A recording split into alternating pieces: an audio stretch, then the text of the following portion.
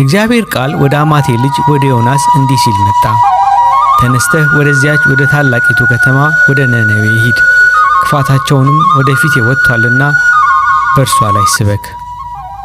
ዮናስ ግን ከእግዚአብሔር ፊት ወደ ተርሴስ ይኮበልል ዘንድ ተነሳ። ወደ ኢዮጴም ወረደ። ወደ ተርሴስም የሚተላለፍ መርከብ አገኘ። ከእግዚአብሔር ፊት ኮብልሎ ከእነርሱ ጋር ወደ ተርሴስ ይሄድ ዘንድ ዋጋ ሰጥቶ ወደ እርሷ ገባ።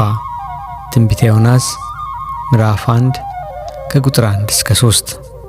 በዚህ ነገር ነቢዩ ዮናስ በብዙ ስህተቶች ውስጥ መውደቁን እናያለን። የመጀመሪያው ስህተት አለመታዘዝና አመፀኝነት ነበረ። ነቢዩ ዮናስ በዚህ ነገር ውስጥ እንደ አንድ ነቢይ ሰዎችን ለእግዚአብሔር መታዘዝ ከመጥራት ይልቅ ራሱ ለእግዚአብሔር መታዘዝ አቃተው። ቀጣዩ ዮናስ ከእግዚአብሔር ዘንድ መኮብለል ነው።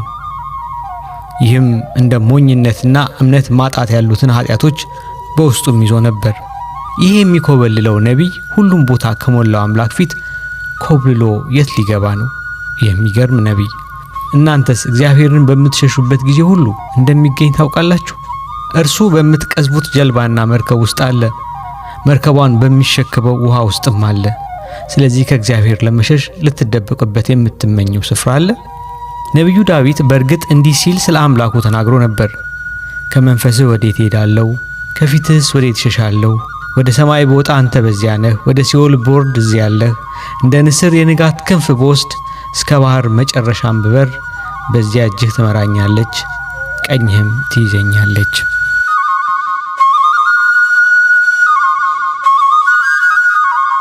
ነገር ግን ዮናስ በዚህ ከእግዚአብሔር ፊት ለመደበቅ በዛፎቹ መካከል ለመሸሸግ ያሰበው አባቱን አዳምን መስሎ ነበር። ኃጢአት ምን ያህል የሰውን ብርሃን ለማጥፋት በቀላሉ መረዳት የሚችሉ ነገሮችን እንኳን እንዳናስብ የሚያደርገን መሆኑን ያሳየናል። በኢዮጴም ዮናስ ወደ ተርሴስ የምትሄድ መርከብ አግኝቶ ገንዘብ ከፍሎ ውስጡ አገባ። የሚያስገርም ነው። ለእግዚአብሔር ላለመታዘዝ ኃጢአት ዮናስን ያስከፈለችው የገንዘብና የልፋት ዋጋ። የእግዚአብሔርን ጸጋና በረከትን ግን በነፃ እናገኘዋለን፣ ያውም ከሙሉ ክብርና ሞገስ ጋር። ገንዘብን በማውጣትና በልፋት ራስን ለመጉዳት መኳተን ግን የሚደንቅ ነው።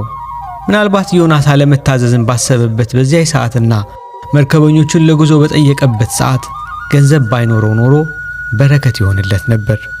ምክንያቱም ዮናስ ለመርከቡ ጉዞ ገንዘብ በከፈለበት በዚያ ጊዜ እጥፍ ኪሳራ አጋጥሞታልና። ገንዘቡና መታዘዙን ማለት ንጹሕ ልቦናውን በአንድ ጊዜ አጣ።